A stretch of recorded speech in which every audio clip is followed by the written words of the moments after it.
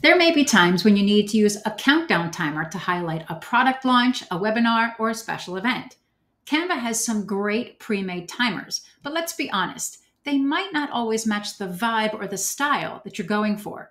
In this video, I'm going to show you how to create your own animated countdown timers in Canva that will perfectly match your brand. My name is Kat, and this is Canva Catterday.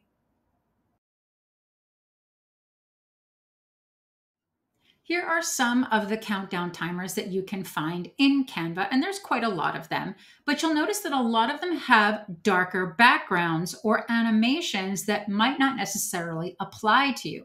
And that's how come we're going to create our own. So I have a few examples here. You can see this is for an online webinar, and the time is starting to count down right here on the cover card. Here's another example where you have the clock that's counting backwards. Perhaps you like the color purple and you want to do something with your purple theme, so you can do something along those lines as well.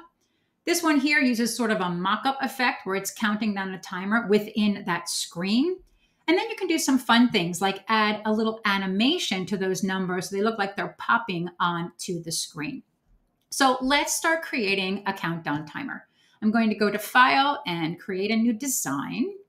For this one, I'm going to use a horizontal video. Perhaps I want to put this on my YouTube channel. If you're doing something for like maybe Instagram or TikTok or Facebook or something like that, you can do vertical, you can do square, whatever size works for you is perfectly okay. So I'm going to just add a background. I'll use the one that I had before just to make it easy. And then you want to add some text. So I'm going to T on my keyboard and type webinar begins in, and let's move this up and make it bigger because it's way too small. And then we're going to change the font. And next we need to add our time. So I'm going to T again on my keyboard, and I'm going to do 60 seconds for this one and bring it up a little bit. And I'll also do seconds. And let's bring that down a little bit. Oh, I cannot spell today. That's better. Okay, there we go, 60 seconds.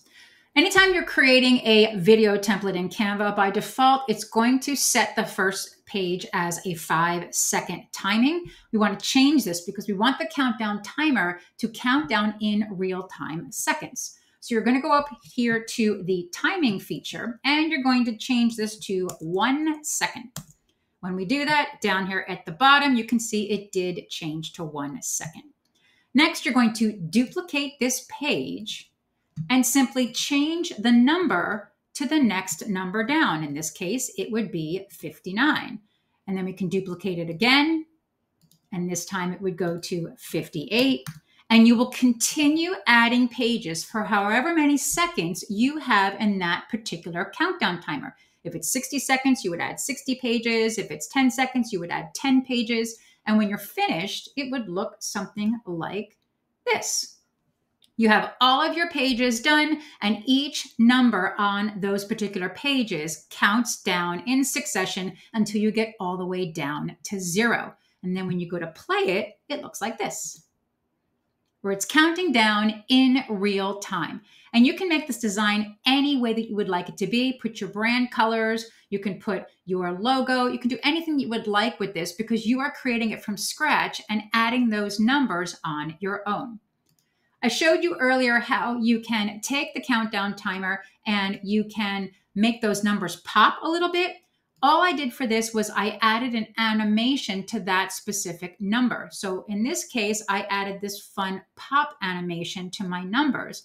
And then when each page plays, it pops that number every single time. So when I click the play button, you'll see that each number is popping on the screen simply because I added that animation. You can add whatever animation you want to this. For instance, if I want to change this to something different, like, let's see, let's do another animation. How about wipe? We'll do that one. And then we'll change this one and change that to wipe and change this one and change that to wipe. And you would do that for all of those pages so that when you play it, it changes like that. Now, a little tip if you want to add animation to your numbers, add it to the first page before you start duplicating everything else. That way you don't have to go and adjust 60 pages of an animation.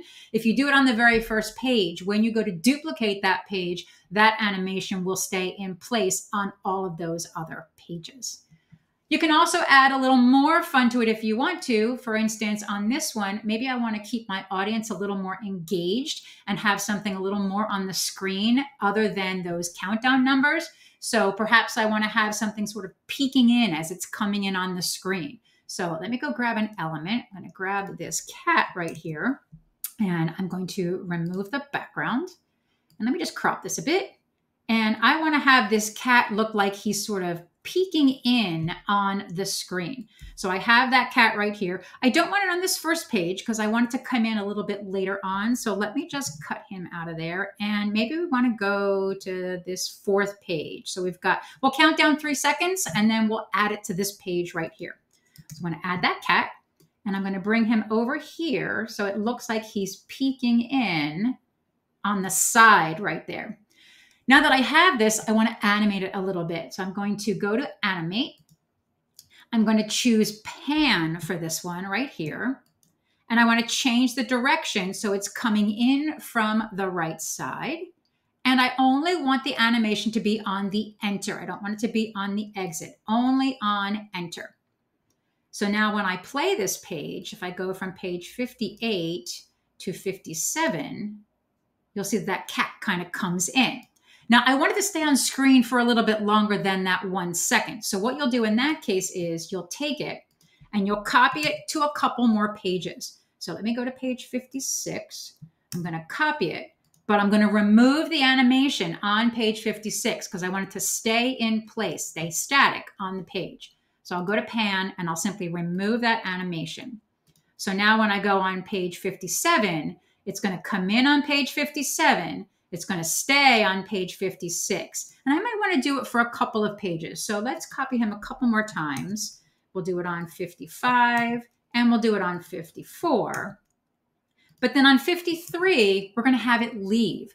So I'll go back to animation. I'm going to use pan again. This time I'm going to let it go to the far right. I'm going to let it pan out of the screen. And I want to do it on exit so that when it leaves the screen, it goes away. So if we go back here to 57 and we start to scroll through, here it's coming in, it stays on 56, 55, it stays on 54, but then on 53, it goes away. So we've got that really fun animation there. So if I hit play, you can see it's coming in on screen, he stays on screen for a couple of seconds, and then it fades away. So it's just something else fun that you can do with some animations when you're using these countdown timers. If this was helpful, make sure you hit that subscribe button so you can see more videos like this in the future. That's all for this week. I'll see you next time.